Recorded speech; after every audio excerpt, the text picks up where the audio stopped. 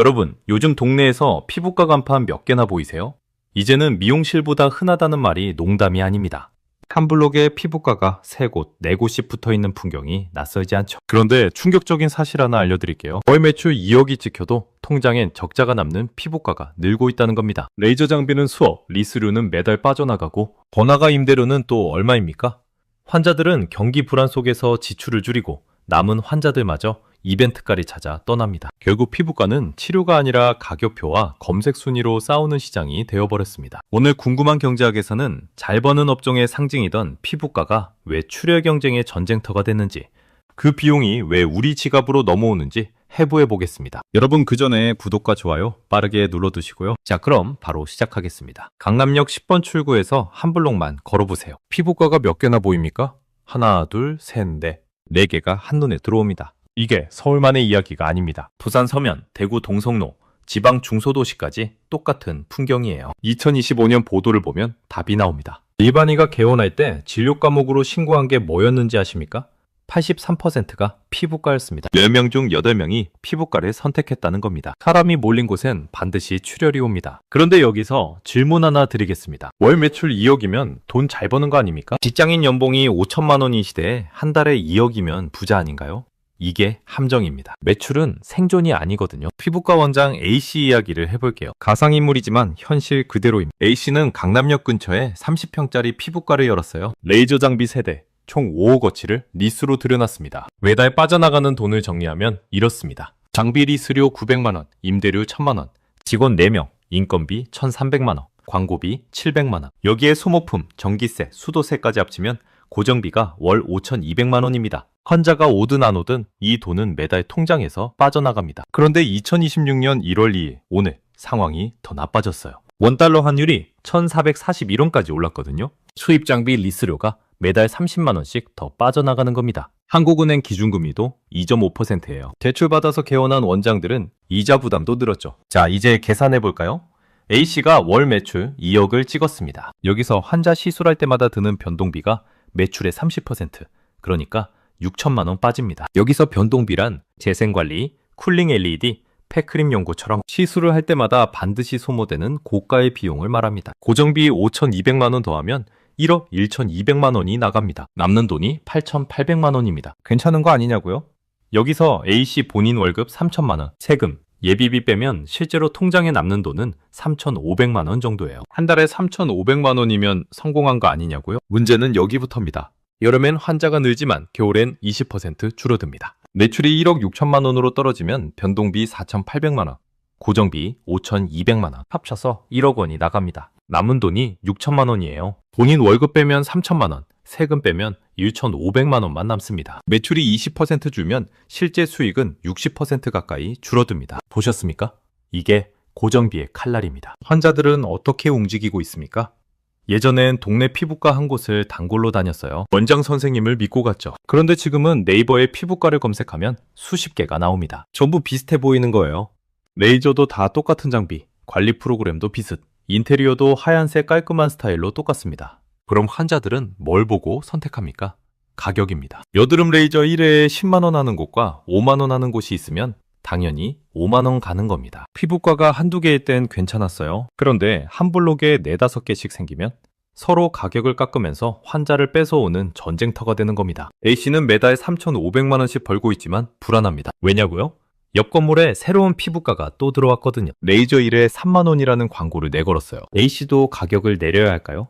내리면 매출은 유지되겠지만 남는 돈은 더 줄어듭니다. 안 내리면 환자가 이탈합니다. 월 매출 2억이라는 숫자 뒤엔 이런 구조가 숨어 있었습니다. 피부과가 망하는 이유는 돈을 못 버는 게 아니라 환자를 끌어오려면 가격을 내려야 하고 가격을 내리면 고정비를 못 버티는 악순환 때문입니다. 그럼 질문 하나 더 드리겠습니다. 피부과는 어떻게 돈을 벌까요?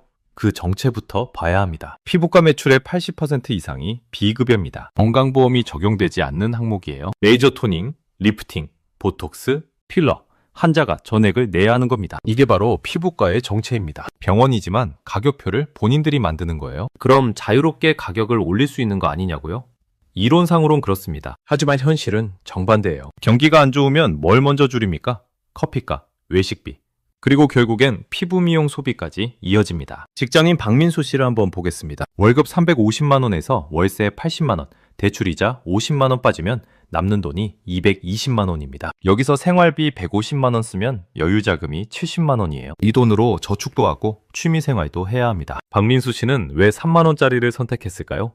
10만 원짜리 레이저는 사치고 3만 원은 합리적 소비처럼 느껴지는 겁니다. 한 달에 한 번 받으면 1년에 36만 원이에요. 부담 없죠? 그런데 10만 원짜리는 1년에 120만 원입니다. 여유자금의 거의 절반이 날아가는 거예요. 이게 비급여의 함정입니다. 건강보험 적용되는 치료는 가격이 정해져 있어서 비교가 쉽습니다. 잠기약은 어디 가도 5천 원이에요. 그런데 비급여는 병원마다 가격이 다릅니다. 3만 원부터 30만 원까지. 소비자 입장에선 뭐가 진짜 적정가인지 알 수가 없는 겁니다. 가격이 비싸면 효과가 좋은 걸까요? 꼭 그렇지도 않습니다. 같은 장비 쓰는데 병원마다 가격이 3배 차이 나는 이유는요. 입지, 인테리어, 브랜드 값 때문입니다.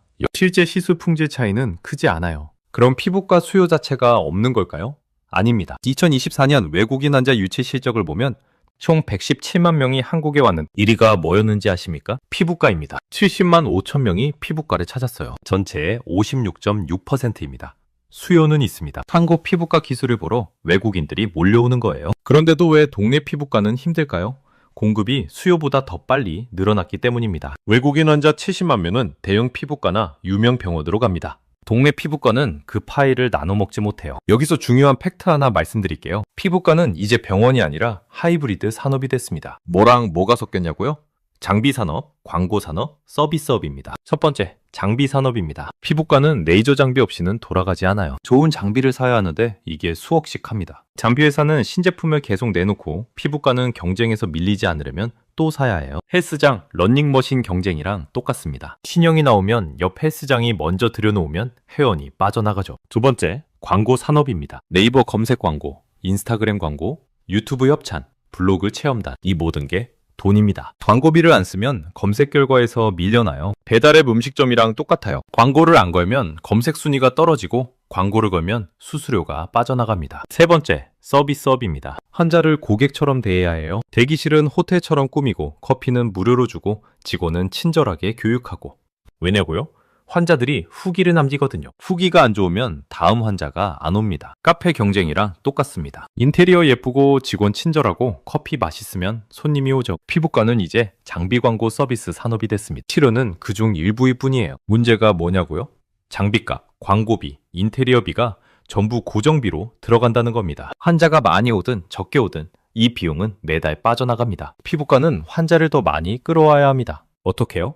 이벤트가를 던지는 겁니다. 레이저 1회에 3만 원이라고 광고하지만 실제로 병원 가면 달라집니다. 1회만으론 효과가 없으니 10회 패키지를 권합니다. 패키지 가격은 50만 원이에요. 거기다 애프터케어 제품 30만 원, 추가 관리 프로그램 80만 원, 결국 160만 원을 쓰고 나옵니다. 3만 원에 속아서 들어갔다가 160만 원 쓰고 나오는 겁니다. 피부과 입장에선요.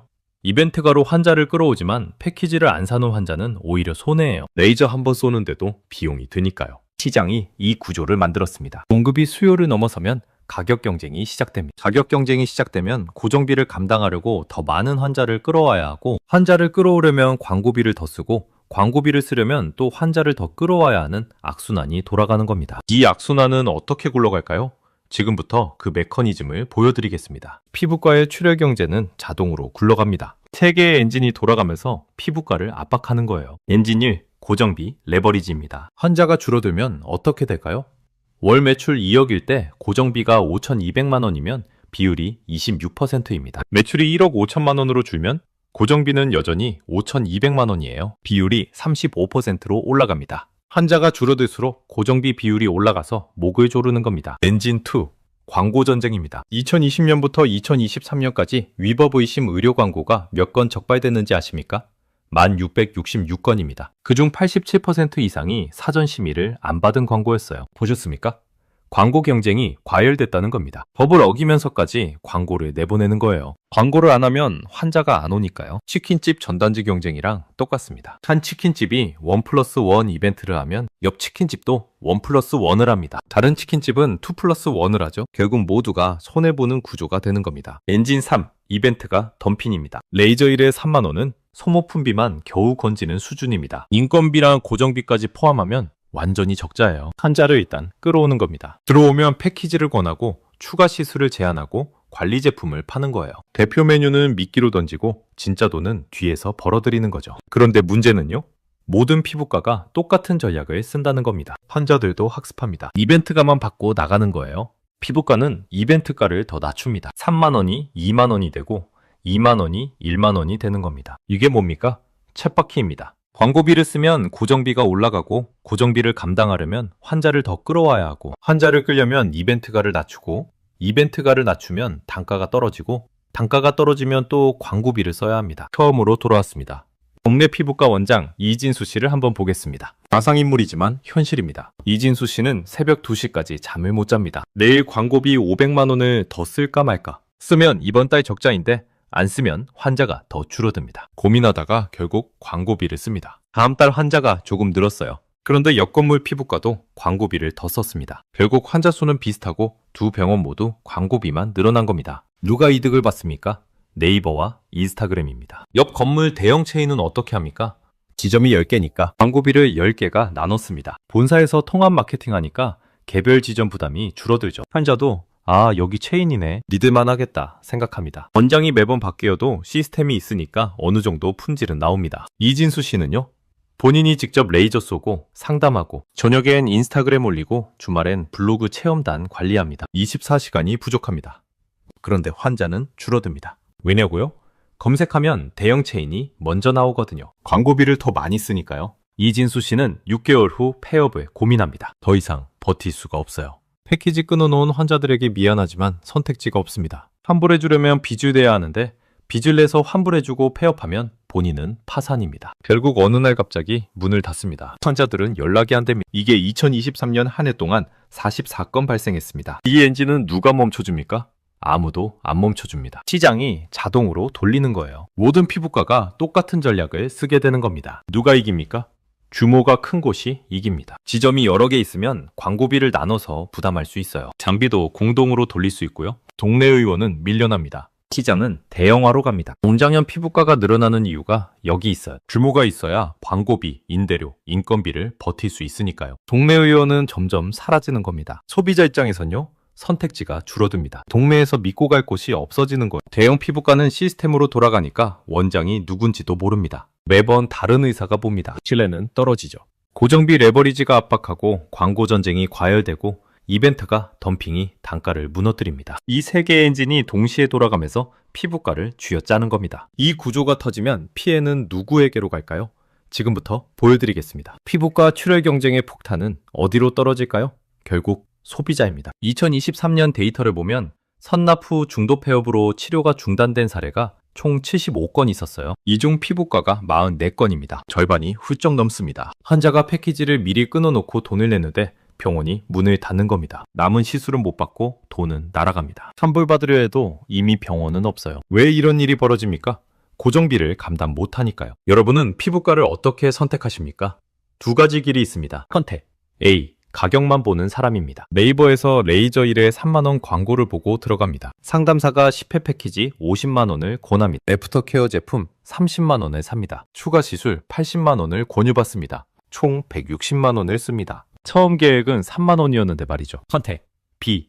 구조를 보는 사람입니다. 레이저 1회 3만원은 소모품비만 겨우 건지는 가격이라는 걸 압니다. 인건비랑 고정비까지 포함하면 적자라는 걸 알아요. 그래서 적정 가격을 내는 곳을 찾습니다. 원장이 직접 설명해주는 곳을 선택합니다. 가격은 조금 비싸도 신뢰할 수 있는 곳에 돈을 씁니다. 1년 후 이 두 사람의 차이를 보겠습니다. 선택 A를 한 김영희 씨입니다. 3만원 이벤트로 시작해서 총 160만원을 썼습니다. 그런데 오해받고 병원이 폐업했어요. 환불받으려 소비자원에 신고했지만 6개월째 연락이 없습니다. 피부는요?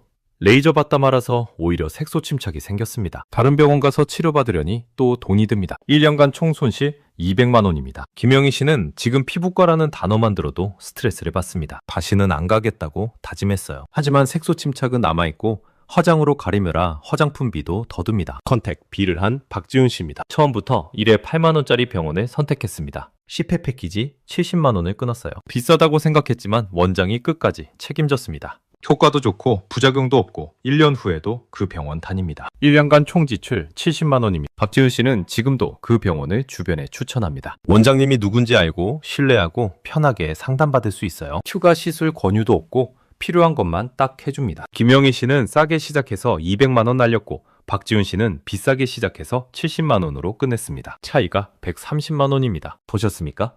돈만 차이 나는 게 아닙니다. 피부 상태, 스트레스, 신뢰 모든 게 다릅니다. 앞으로 피부과 시장은 어떻게 될까요?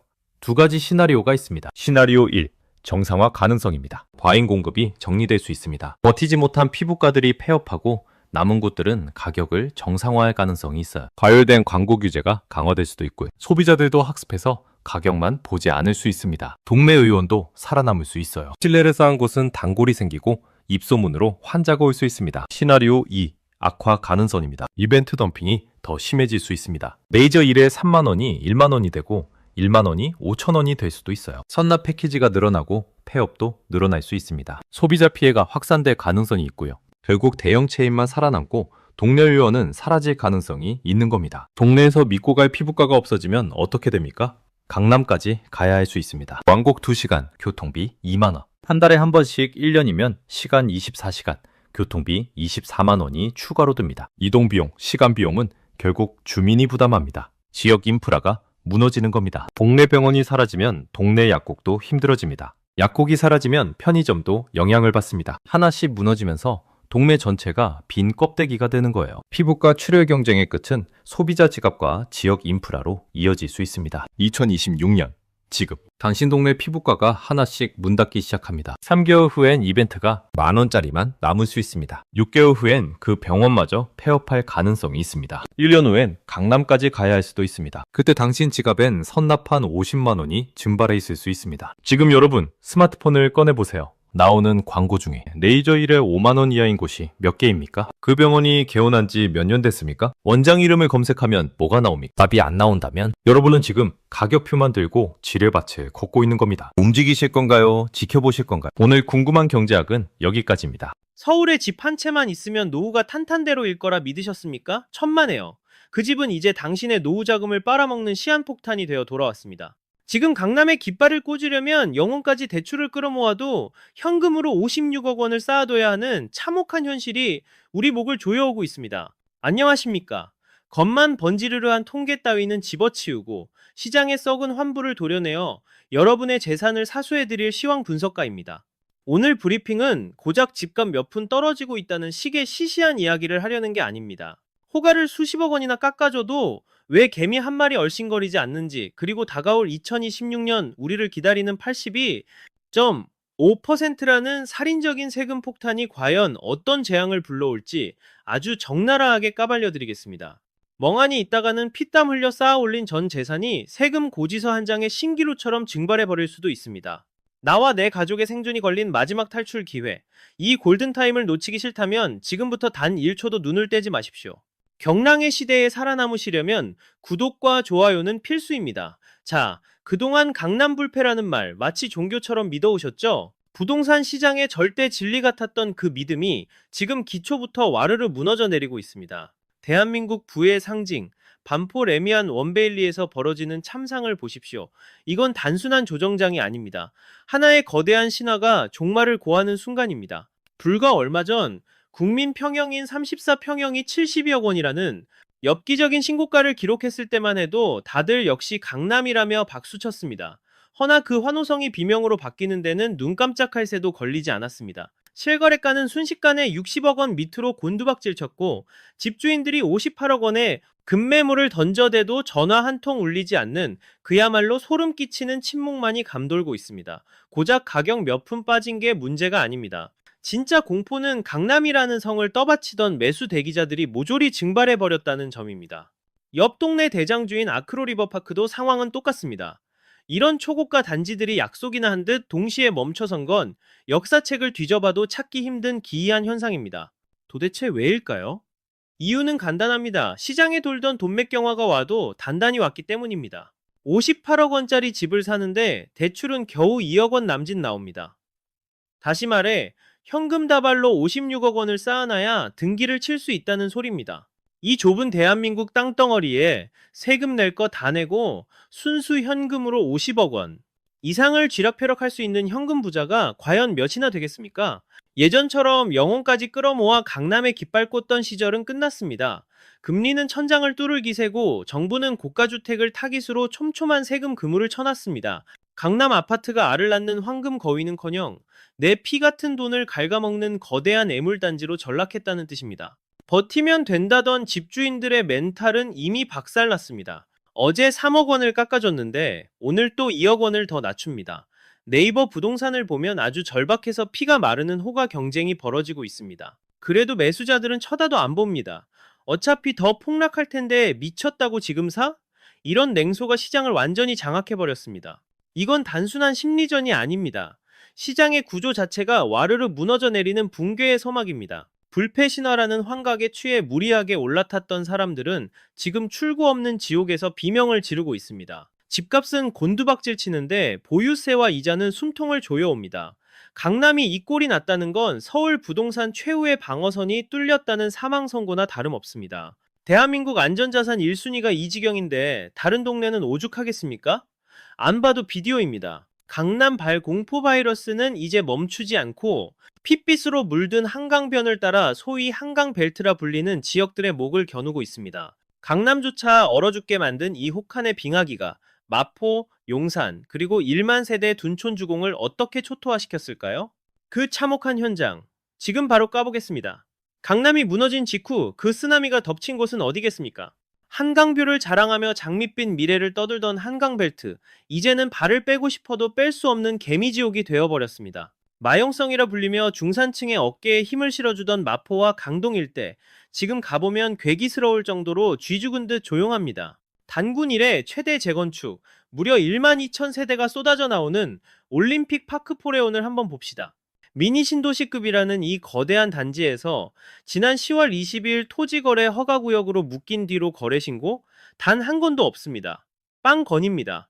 3개월이 넘도록 1만 가구가 넘게 모여 사는 곳에서 거래가 씨가 말랐다는 건 시장 기능이 뇌사에 빠졌다는 명백한 증거입니다. 마포 대장주요? 마포 레미안 푸르지오, 마포 프레스티지자이 할 것 없이 상황은 똑같이 처참합니다. 예전 같으면 매물 나오자마자 채가던 큰손들은 자취를 감췄고 부동산 사장님들은 파리만 잡고 앉아 있습니다. 실제로 10월 중순 이후 마포구 거래 내역을 보면 심장이 사진 것처럼 일직선입니다. 이건 눈치 보기가 아닙니다. 다들 공포에 질려 패닉에 빠진 겁니다. 도대체 어쩌다 이런 살인적인 빙하기가 닥친 걸까요? 그동안 정답인 줄만 알았던 똘똘한 한 채, 그 달콤한 환상이 이제는 독화살이 되어 우리 등에 꽂혔기 때문입니다. 다주택자들은 징벌적인 세금 공세에 이미 백기를 들고 떠났고 실수요자들마저 집값 폭락을 확신하며 지갑을 완전히 닫아버렸습니다. 한강변에 솟은 저 화려한 마천루들은 이제 자산을 지켜주는 성벽이 아닙니다. 그저 매달 엄청난 보유세를 빨아들이는 거대한 콘크리트 족쇄가 되어버렸을 뿐입니다. 시장 바닥에서 들려오는 비명은 생각보다 훨씬 더 처참합니다. 급매라고 던져봐야 문의는커녕 조롱 섞인 반응만 돌아오니 집주인들의 깊은 탄식만 강남을 넘어 서울 전역을 뒤덮고 있습니다. 진짜 공포는 이 침묵의 터널이 끝이 안 보인다는 점입니다. 예전엔 정부가 빗장만 풀어주면 시장이 다시 뛸 거라는 막연한 기대라도 품을 수 있었지만 지금은 정책이 나올수록 공포감이 커져 매수 심리가 더 깊은 지하 벙커로 숨어들고 있습니다. 대중들은 이제야 섬뜩한 진실을 마주하기 시작한 겁니다. 입지가 좋고 브랜드가 붙었다고 해서 내 자산이 안전할 것이라는 믿음, 그건 이제 산산조각난 미신에 불과하다는 것을 말입니다. 거래가 실종된 아파트는 장부상에만 찍혀있는 신기루, 즉 가짜 부프일 뿐입니다. 현금으로 바꾸고 싶어도 사줄 사람이 전멸해버린 이 고립무원의 상태야말로 지금 부동산 시장이 처한 가장 끔찍한 악몽입니다. 공급 폭탄과 수요 멸종이 동시에 터져버린 한강벨트의 몰락, 이것은 서울 부동산 불패 신화의 척추를 부러뜨리고 있습니다. 그렇다면 진짜 부자들은 왜 이 역대급 하락장에서도 요지부동일까요? 단순히 가격표가 부담스러워서일까요? 아닙니다. 그곳엔 우리 상식을 뛰어넘는 치명적인 숫자의 덫이 놓여있기 때문입니다. 슈퍼리치들조차 지갑을 닫게 만드는 통곡의 벽이 존재합니다. 대출 2억 원을 받기 위해 현금 56억 원을 깔고 앉아 있어야 하는 이 말도 안 되는 코미디 같은 현실을 데이터로 까발려 드리겠습니다.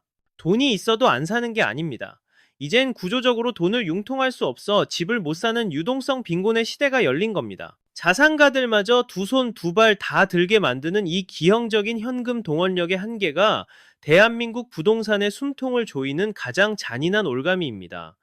반포, 원베일리나 아크로, 리버파크 같은 대장주 아파트들을 한번 봅시다. 시장 호가인 58억 원은 단순한 매매가가 아닙니다. 당장 현금 56억 원을 일시불로 꽂으라는 사실상의 경제적 사형 선고나 다름없습니다. 정부의 무자비한 대출 규제 탓에 연봉이 아무리 높아도 은행에서 빌려주는 돈은 고작 2억 원 남짓, 껌값 수준에 불과하니까요. 자, 냉정하게 현실을 직시해 봅시다. 대한민국 땅에서 세금 다 떼이고 순수하게 현금 56억 원을 통장에 쟁여둔 사람이 과연 몇이나 되겠습니까? 네로라 하는 대기업 임원이나 전문직들도 자산 대부분이 주식이나 또 다른 부동산에 묶여 있어 당장 쓸 돈은 없습니다. 결국 지금 시장은 현금 부자들의 놀이터가 아니라 현금 부자들조차 진입을 포기하게 만드는 출입 금지 구역이 되어버린 셈입니다. 여기서 상황을 더 절망적으로 만드는 건 금리의 배신입니다. 기준 금리를 찔끔 내린다고 시중은행 대출 금리가 따라 내려갈까요? 천만에요. 우리는 이미 속고 있다는 걸 목격했습니다. 은행들은 리스크 관리라는 핑계로 이자 마진을 높여 자기들 뱃속만 채우고 있고, 이는 가뜩이나 죽어가는 구매력을 확인 사살하고 있습니다. 집값의 절반 가까이 빌려주던 호시절은 이제 역사책에나 나오는 전설이 되었습니다. 이게 바로 경제학 교과서에 나오는 유동성 함정의 끝판왕입니다. 물건은 쌓이고 가격은 추락하는데 정작 그걸 받아낼 돈맥이 완전히 끊겨버린 기현상이죠. 살던 집을 팔아야 그 돈을 보태서 더 좋은 곳으로 갈아타기를 시도라도 해볼 텐데, 거래 절벽으로 기존 집이 팔리지 않으니 사다리 자체가 걷어차인 꼴입니다. 이동할 수 있는 모든 퇴로가 봉쇄된 것입니다. 결국 부동산은 이제 안락한 보금자리가 아니라 막대한 자금이 묶여버린 감옥이 되고 있습니다. 내 집값이 60억 원이라고 으스대봐야 뭐합니까? 내 손에 깸 수 있는 현금이 없다면 그건 사이버머니와 다를 게 없습니다. 환금성이 사라진 순간 그 으리으리한 아파트는 축복이 아니라 세금 고지서만 날아오는 흉물스러운 짐덩어리로 전락합니다. 이렇게 돈줄이 말라비틀어진 상황에서 정부는 또 하나의 보이지 않는 지뢰를 매설했습니다. 25억 원이라는 숫자가 당신의 인생을 어떻게 파탄낼지 아마 대부분은 감도 잡지 못하고 있을 겁니다. 비싼 집 한 채가 있다는 죄로 당신을 투기꾼 취급하며 징벌하는 이 잔혹한 세금 시스템의 민낯, 정부가 설정한 25억 원이라는 고가주택 가이드라인이 왜 중산층의 몰락을 부채질하는지 그 소름 끼치는 속내를 낱낱이 파헤쳐 보겠습니다. 15억 원. 이 숫자가 당신의 노후 계획을 어떻게 박살내는지 알고 계십니까? 정부는 이제 25억 원을 기준으로 고가주택의 정의를 다시 썼습니다. 이건 단순히 세금을 더 걷겠다는 차원이 아닙니다. 장기 보유 특별공제 축소라는 아주 교묘하고도 치명적인 칼날을 들이댄 겁니다. 예전에는 똘똘한 한 채만 쥐고 버티면 나중에 팔 때 세금 걱정 없이 웃을 수 있었습니다. 하지만 이젠 25억 원 선을 넘는 순간 국가가 당신 수익의 절반 이상을 강탈하겠다고 선포한 것이나 다름없습니다.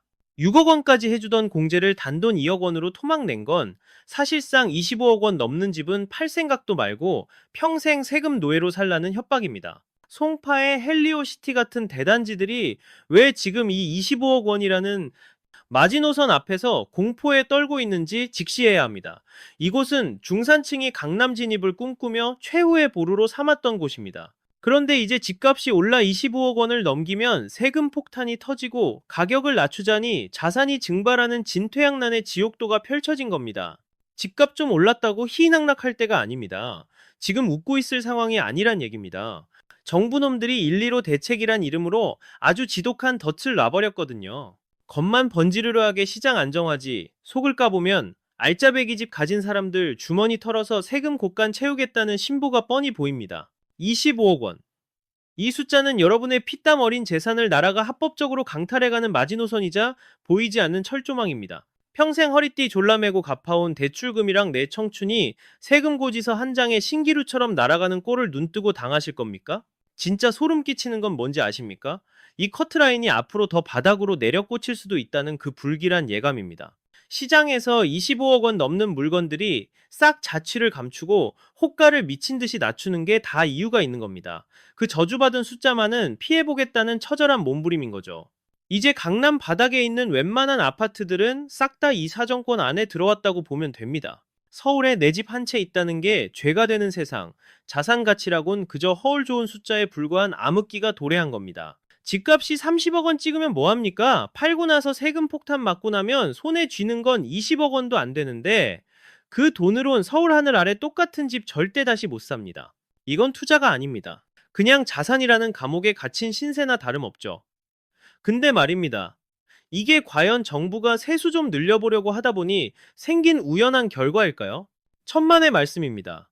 2026년 경제 성장 전략이라는 거대한 큰 그림 속에 이 끔찍한 시나리오는 이미 다 짜여 있었습니다. 왜 나라에서 혜택은 싹 걷어차고 입국 다문 채 시장이 무너지기만을 기다리는지 그 소름 돋는 속내를 제가 지금부터 낱낱이 까발려드리겠습니다. 정부가 이제 슬슬 본색을 드러내고 있습니다. 2026년은 단순한 숫자가 아닙니다. 여러분의 부가 심판대에 오르는 운명의 해가 될 겁니다. 예전 정부들이 밥 먹듯이 해주던 양도세 중과 유예, 이번 전략에선 아주 보란듯이 쏙 빼버렸습니다. 시장에 대놓고 경고장을 날린 셈이죠. 욕먹으면서 세금 올린다는 소리 안 하고 그냥 유예 조치 연장 안 해주는 꼼수로 가만히 앉아서 세금 폭탄 터뜨리는 길을 택한 겁니다. 집 여러 채 가진 분들 곧 최고 세율 82.5%라는 지옥을 맛보게 될 겁니다. 5%가 뭡니까? 사실상 부동산으로 번 돈 싹 다 토해내라는 국가의 협박이나 마찬가지죠. 이 숫자가 주는 살인적인 압박감이 느껴지십니까? 기본 세율 45%에 중과세 30% 얹고 거기다 지방세 7.5%까지 떼어가면 수익의 80% 이상이 나라님들 주머니로 직행하는 겁니다. 뼈 빠지게 고생해서 불려놓은 내 돈이 정책 한 줄 바뀌었다고 먼지 구름처럼 흩어지는 그 허탈한 꼴을 한번 머릿속에 그려보시라고요. 노무현 정부 때 집값 잡겠다고 휘둘렀던 그 무시무시한 칼날 기억하는 분들 많으실 겁니다. 그때도 전쟁이니 뭐니 하면서 시장을 쥐어짰지만 지금 닥친 현실은 그때보다 훨씬 더 악랄하고 치명적입니다. 이미 2015 대책으로 조정 대상 지역이라는 그물을 촘촘하게 쳐놓고 법대로 집행될 날만 느긋하게 기다리는 저들의 태도가 진짜 소름 끼치지 않습니까? 도대체 왜 정부는 이렇게까지 무리하게 드라이브를 거는 걸까요? 부동산에 몰린 돈을 강제로 뺏어오고 텅 빈 세금 곳간을 채우겠다는 아주 치밀하고도 뻔뻔한 계산이 깔려 있는 겁니다. 집값이 오르든 박살나든 알 바 아니라는 식의 저 차가운 방관, 뒤에는 비싼 집 가진 사람들 재산을 공공재 마냥 싹 빨아들이겠다는 무서운 야욕이 숨어 있습니다. 부총리가 입 밖으로 꺼냈던 보유세 1% 타겟팅, 이것도 다 한통속으로 돌아가는 계획이라는 걸 아셔야 합니다. 이제 대한민국 땅에서 부동산은 돈 불려주는 효자가 아닙니다. 들고 있으면 벌금만 두들겨 맞는 애물단지가 돼버렸습니다. 이런 판국에 존버하면 승리한다 같은 한가한 소리나 믿고 계신다면 그건 인생을 건 도박이나 다름없습니다. 정부의 침묵은 동의가 아니라 너네 다 죽었다는 최후 통첩입니다. 팔고 싶어도 못 팔게 퇴로를 막아버리고 도관에 든 쥐처럼 세금만 뜯어가겠다는 전략에 우린 그냥 속수무책으로 당하고 있는 겁니다. 공포를 무기로 휘두르는 정부의 저 계산된 뒷짐지기를 보고도 아직 희망회로 돌리고 계십니까? 벼랑 끝에 몰린 사람들이 선택할 수 있는 비상구는 이제 딱 하나밖에 안 남았습니다. 나라에 내 피 같은 돈 다 뺏기기 전에 자식이나 배우자한테 넘기는 거, 그 처절한 마지막 카드 말입니다. 증여라는 이름의 도피처가 과연 여러분의 자산을 온전히 지켜줄 수 있을 것 같습니까? 서울 한복판에서 벌어지는 1050건의 증여 폭탄이 왜 축복이 아니라 공포의 기록인지 그 뒤에 숨겨진 끔찍한 시나리오를 지금 바로 까발려드립니다. 증여는 더 이상 사랑의 징표가 아닙니다. 지금 서울에서 미친 듯이 일어나는 증여 행렬은 살기 위한 비상 탈출일 뿐입니다. 지난달 서울 집합 건물 증여가 1000건을 뚫어버리며 3년 만에 최고치를 찍었다는 사실, 이건 시장이 완전히 막다른 골목에 갇혔다고 지르는 비명소리나 마찬가지입니다. 전월 대비 46.6%라는 이 미친 폭등세가 과연 부자들의 여유로운 자산 배분일까요? 천만에요. 강남, 송파, 서초의 내로라 하는 자산가들이 왜 허겁지겁 자식들한테 집을 떠넘기고 있는지 그 속사정을 파봐야 합니다. 양도세 중과 부활이라는 쓰나미가 덮치기 전에 내 전 재산의 80%를 나라에 갖다 바치지 않으려는 필사적인 발버둥인 겁니다. 여러분은 증여세가 만만하다고 보십니까? 천만의 말씀입니다. 그건 엄청난 착각입니다. 증여세 역시 자산 규모에 따라 수억 원에서 수십억 원까지 뜯어가는 가혹한 징벌이나 다름없지만 무려 82.5%라는 사실상 국가가 다 가져가겠다는 살인적인 양도세보다는 낫다는 피눈물 나는 계산법이 깔려 있습니다. 평생 피땀 흘려 마련한 내 집을 자의가 아니라 세금 폭탄을 피하려 울며 겨자 먹기로 자식에게 넘겨야 하는 심정이 오죽 비참하겠습니까? 특히 송파구에서 증여 건수가 100% 넘게 폭증했다는 사실은 시사하는 바가 큽니다. 이른바 똘똘한 한 채만 믿고 버티던 사람들마저 이제는 그 살인적인 무게를 견디지 못하고 강제로 자산을 쪼개며 각자 도생을 꾀하는 형국입니다. 살아서 주고 죽어서 물려준다는 여유로운 말은 옛말이 됐고 세금 지옥을 피해 살아생전 서둘러 털어내야 하는 아비규환이 현실이 됐습니다. 부의 대물림이라는 그럴싸한 포장지 뒤를 들춰보면 자산가치 폭락과 세금 압박이라는 서슬퍼런 칼날이 도사리고 있습니다. 등기를 넘겼다고 끝난 게 아닙니다. 취득세와 보유세, 여기에 언제 들이닥칠지 모르는 세무조사까지 이 증여는 축복이 아니라 고통의 떠넘기기일지도 모릅니다. 그럼에도 지금 이 광기 어린 증여 행렬이 멈추지 않는 까닭은 5월 9일이라는 데드라인이 목을 조여오기 때문입니다. 하지만 정부는 이미 이 모든 꼼수를 훤히 들여다보고 있습니다. 증여라는 우회로로 세금을 피하려는 시도조차 곧 발표될 초강력 추가 대책의 먹잇감이 될 공산이 큽니다. 회심의 일격이라 믿고 던진 승부수가 도리어 스스로를 옥죄는 족쇄가 되어 돌아올 수 있음을 명심하십시오. 지금 이 순간에도 시계바늘은 무심하게 돌아가고 시장을 짓누르는 공포는 이미 임계치를 넘었습니다. 그러나 정부가 숨겨둔 진짜 결정타는 아직 판 위에 꺼내지도 않았습니다. 대통령실 담장 너머로 흘러나오는 부동산 대책의 실체, 그리고 우리가 상상조차 못했던 보유세의 새로운 가이드라인은 과연 무엇일까요? 모두가 숨죽여 주시하는 그 4차 대책이라는 거대한 태풍의 눈 속으로 직접 들어가 보겠습니다. 정부의 경고장은 결코 허풍이 아니었습니다. 윤곽이 드러난 부동산 안정 대책의 실체는 우리의 예상을 뛰어넘을 만큼 훨씬 광범위하고 파괴적입니다. 이미 627 대책과 1015 대책이 시장을 난도질해 놨는데 여기서 추가 대책을 내놓겠다는 건 사실상 시장의 숨통을 완전히 끊어버리겠다는 사형 선고나 마찬가지입니다. 강훈식 비서실장이 했던 발언을 곱씹어 보십시오. 공급은 기본이고 금융과 세제까지 동원하겠다는 건 대출기를 막고 세금으로 압박하는 양동작전을 동시에 펼치겠다는 선전포고입니다. 지금까지가 예고편에 불과했다면 이달 중순 터질 4차 종합대책은 부동산 판도 자체를 뒤집어 엎는 본편이 될 확률이 높습니다. 가장 끔찍한 시나리오는 지방선거 이후 닥쳐올 보유세 개편입니다. 정부는 이미 고가 주택 소유자들을 정밀 타격할 보유세 인상안을 만지작거리고 있습니다. 구현철 경제부총리가 언급한 자산가액의 최대 1% 보유세 방안이 현실이 된다면 당신의 아파트는 더 이상 자산이 아니라 매년 거액의 벌금을 토해내야 하는 애물단지로 전락합니다. 1%라는 숫자를 만만히 보지 마십시오.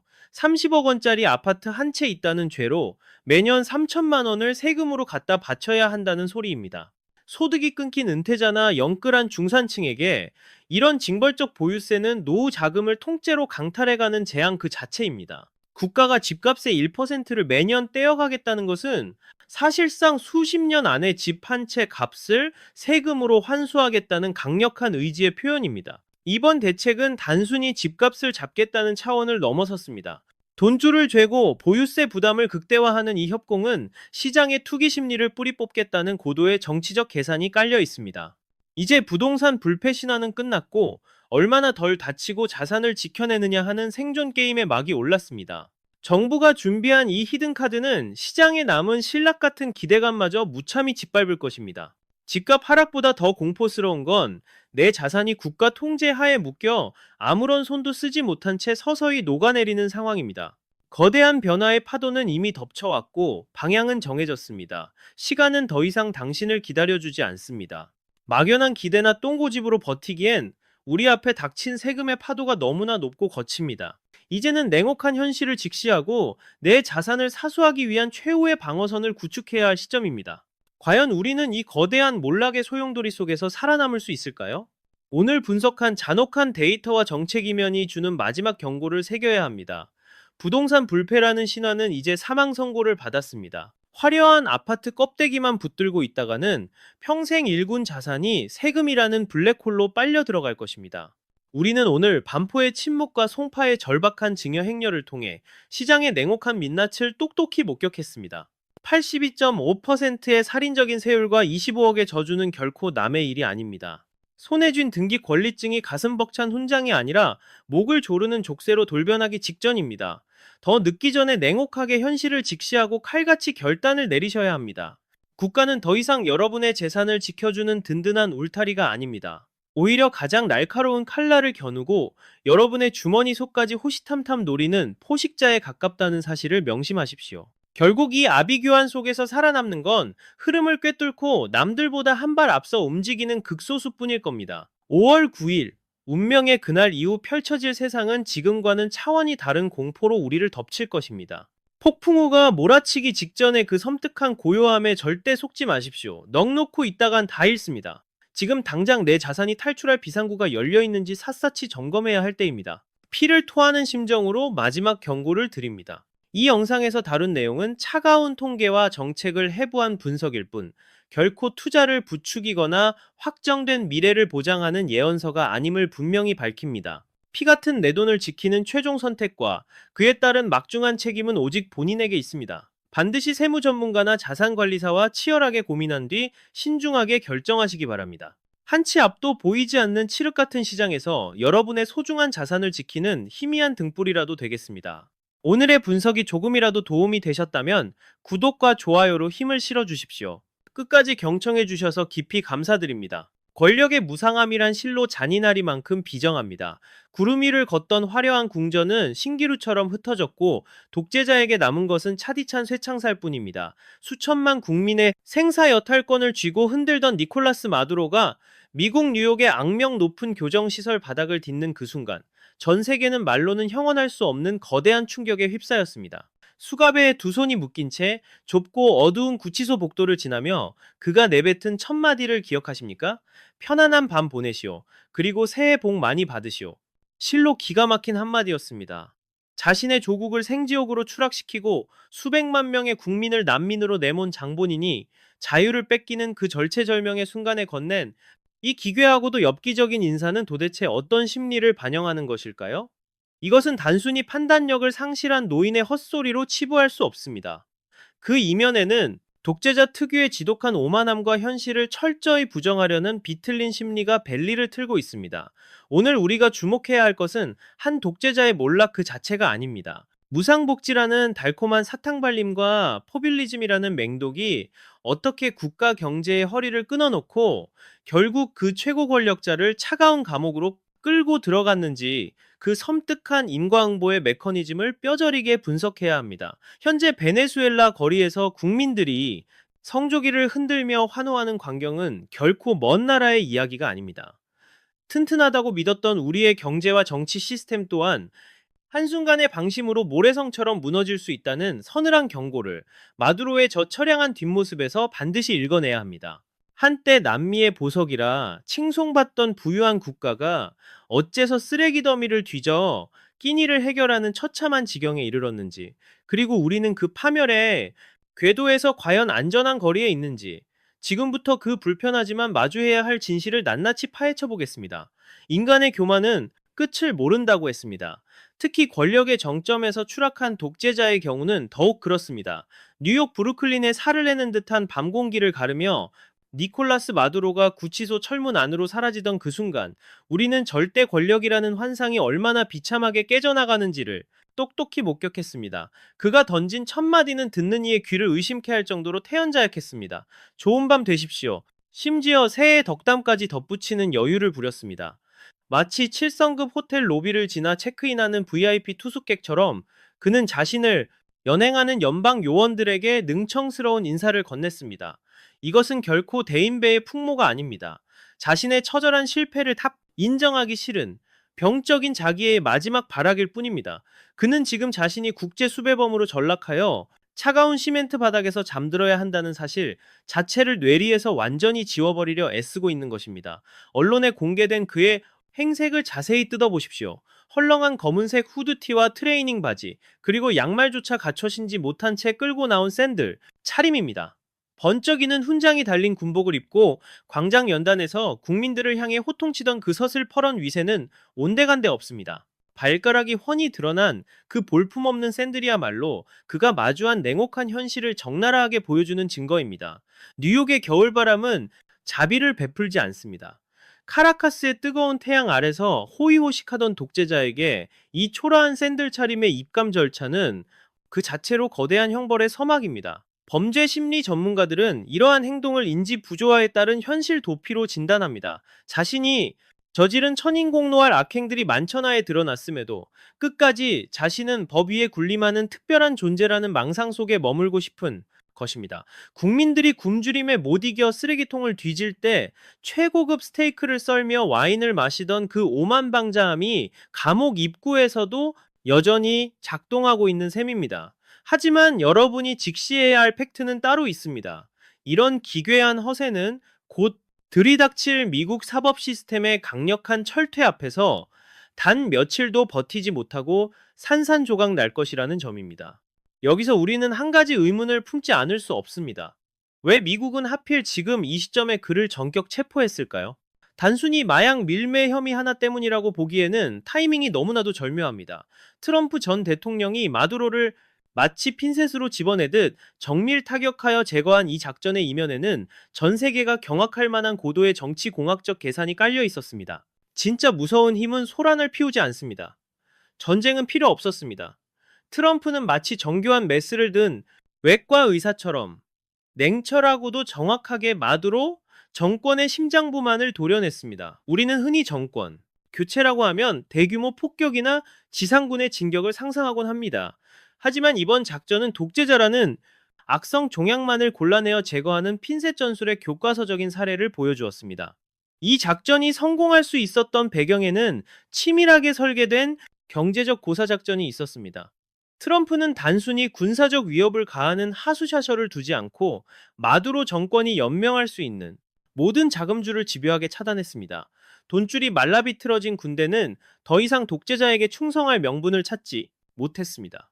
배를 뺏는 병사들에게 독재자의 이념 따위는 공허한 메아리에 불과하다는 인간의 본능을 정확히 꿰뚫어 본 것입니다. 그는 적의 칼날을 정면으로 맞받아치기보다 그 칼을 쥐고 있는 손목의 힘줄을 서서히 끊어버리는 전략을 택했습니다. 세계가 유혈 사태를 걱정하며 숨죽이고 있을 때 미국의 정보기관들은 이미 마두로 측근들의 심리적 균열을 파고들고 있었습니다. 압도적인 달러의 힘과 정보력을 바탕으로 핵심 측근들을 하나둘씩 포섭하고 배신을 유도하여 철옹성 같던 성벽을 내부에서부터 허물어뜨렸습니다. 마두로는 자신이 가장 안전하다고 믿었던 요새 안에서 이미 고립무원의 처지가 되어 있었던 것입니다. 결국 단 한 발의 대륙간 탄도 미사일 없이도 남미의 거물 독재자를 뉴욕의 좁은 독방으로 압송하는 데 성공했습니다. 이것이야말로 비즈니스적 협상 기술을 국제 정치에 접목한 트럼프식 실용주의 외교의 진면목이라 할 수 있습니다. 여러분은 이 사건을 단순히 한 독재자의 몰락으로만 보십니까? 이것은 썩어빠진 정치가 경제를 어떻게 망가뜨리는지 보여주는 살아있는 교과서입니다. 진정한 리더십의 요체는 냉철한 상황 인식에서 비롯됩니다. 적의 환부를 정확히 타격하고 전략적으로 가장 유효한 시점에 승부수를 띄우는 결단력이 필수적입니다. 유감스럽게도 작금의 정치 지도자들에게서는 이러한 기백을 찾아보기가 어렵습니다. 실질적인 억지력 없이 말로만 외치는 평화는 굴종의 다른 이름일 뿐입니다. 압도적인 힘의 우위를 점했을 때 비로소 항구적인 안정이 보장됩니다. 베네수엘라 사태는 힘이 결여된 정의가 얼마나 무기력한 공상인지 우리에게 뼈저리게 증명하고 있습니다. 독재자 마두로가 축출되었다고 해서 국가의 위기가 즉시 해소되는 것은 아닙니다.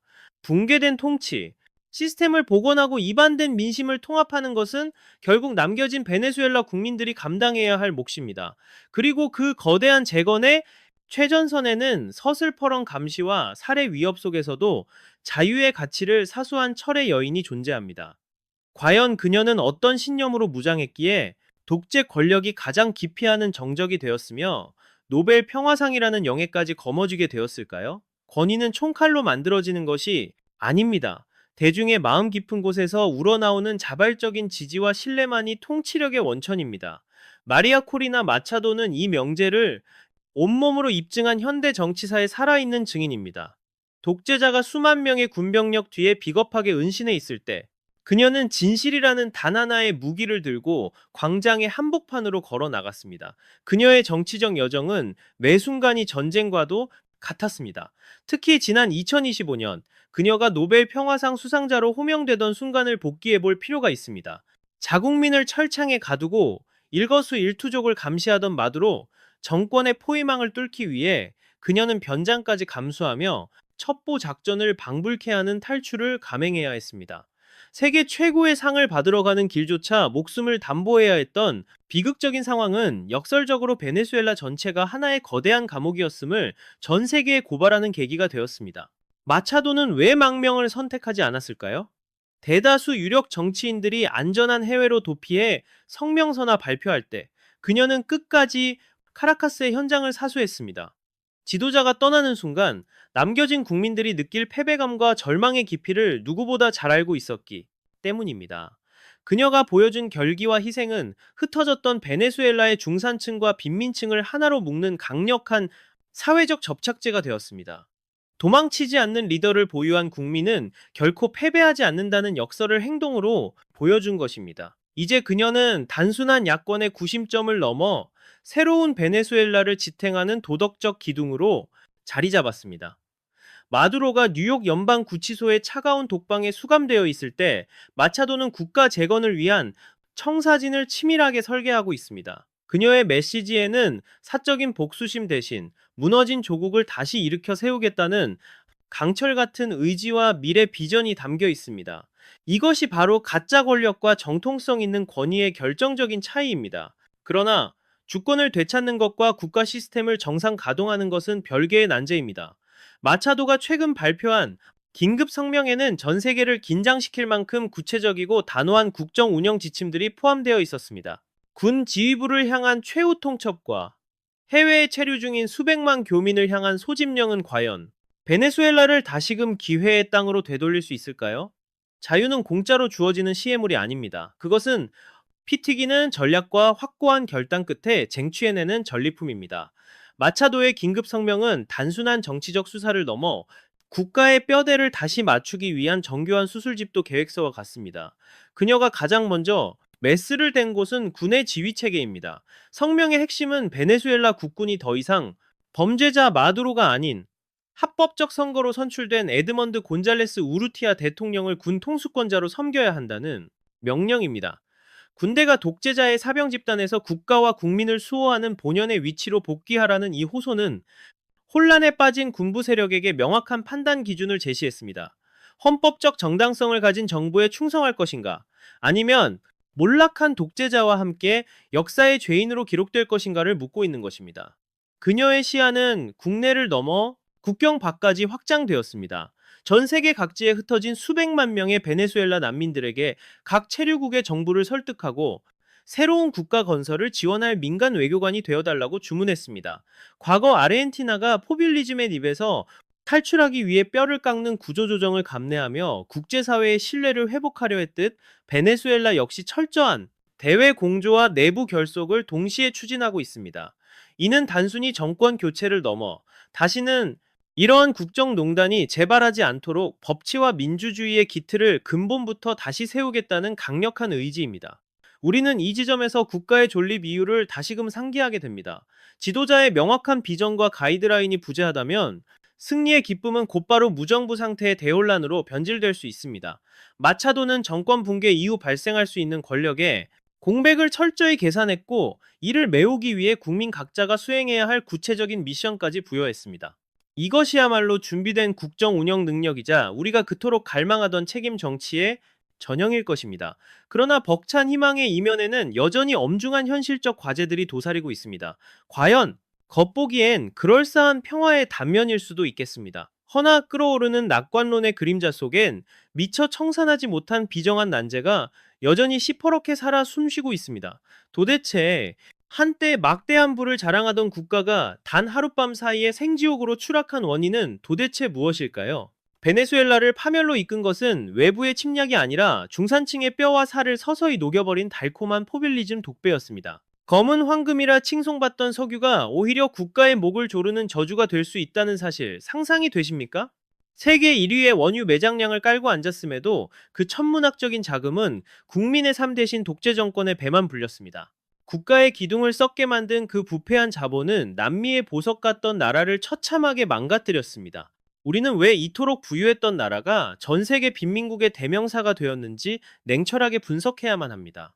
비극의 서막은 차베스와 마두로가 주도한 망국적인 표장사, 즉 무차별적 포퓰리즘이었습니다. 미래를 위해 비축해야 할 국부를 당장의 지지율을 위해 선심성 현금 살포에 모조리 탕진해버린 것입니다. 공짜 점심에 중독된 사회에서 근로의욕은 사라졌고 기업들은 정부의 숨막히는 규제를 피해 탈출했습니다. 2024년 현재 베네수엘라의 물가는 계산기를 두드리는 것이 무의미할 정도로 폭등했습니다. 중산층이라 자부하던 사람들은 이제 쓰레기통을 뒤져 하루 한 끼를 해결해야 하는 절박한 신세입니다.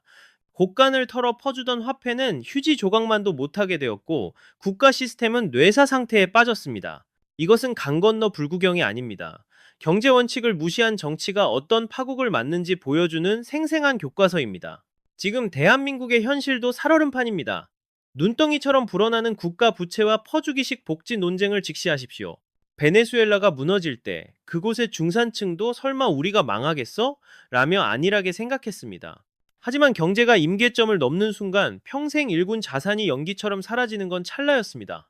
마두로의 체포에 환호하기에 앞서 우리 사회의 허리가 무너지고 있지는 않은지 뼈를 깎는 성찰이 필요합니다. 선진국 문턱에서 나락으로 떨어지는 건 순식간이지만 파괴된 경제 생태계를 복구하는 데는 수백 년이 걸릴지 모릅니다. 한편 뉴욕의 차가운 철창 속에 갇힌 마두로에게는 상상 이상의 가혹한 현실이 기다리고 있습니다. 그가 수감된 곳은 단순한 교도소가 아니라 인간으로서의 존엄이 철저히 짓밟히는 지옥의 현관입니다. 권력의 정점에 섰던 자들이 모든 것을 잃고 비참하게 추락하는 곳, 바로 권력의 무덤입니다.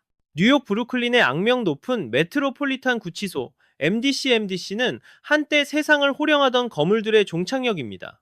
아동 성범죄자 제프리 스스타인의 공범부터 힙합 거물 디디 콤스, 온두라스 전 대통령까지 이곳을 거쳤습니다. 이곳은 결코 안락한 휴식처가 아닙니다. 오히려 그 반대입니다. 쥐가 들끓고 폭력이 난무하는 곳입니다. 열악하기 짝이 없는 환경과 숨통을 조여오는 공포는 수감자들의 멘탈을 가루로 만들어버리기로 유명합니다. 마두로는 이제 그 더러운 시멘트 바닥에서 자신의 죄악을 뼈저리게 곱씹게 될 것입니다. 대통령 궁에서 누리던 초호화 생활은 이제 기억조차 나지 않는 먼 과거가 되었습니다. 샌들과 후드티 차림으로 입소한 그는 이제 국가 원수가 아닌 번호표 달린 일개 중범죄자일 뿐입니다. 미국의 사법 시스템은 피도 눈물도 없습니다. 지위 고하를 막론하고 죄 지은 자를 갈아넣는 거대한 믹서기 같습니다. 그 냉혹한 기계 안에서 마두로는 자신이 얼마나 하찮은 존재인지 처절하게 깨닫게 될 것입니다. 한 인간의 자존감이 바닥까지 떨어지는 과정을 상상해 보셨습니까? 이곳이 바로 그런 현장입니다. MDC의 비좁은 독방에 갇힌 마두로는 이제 화장실 가는 것조차 허락을 받아야 하는 처지입니다.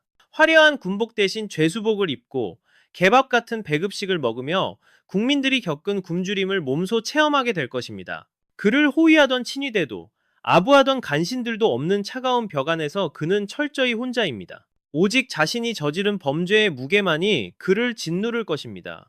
이것이야말로 독재자들이 가장 공포스러워하는 최후입니다. 정의의 심판은 이렇게 잔인하고도 확실하게 찾아옵니다. 일각에선 그의 여유로운 표정을 거론하기도 합니다.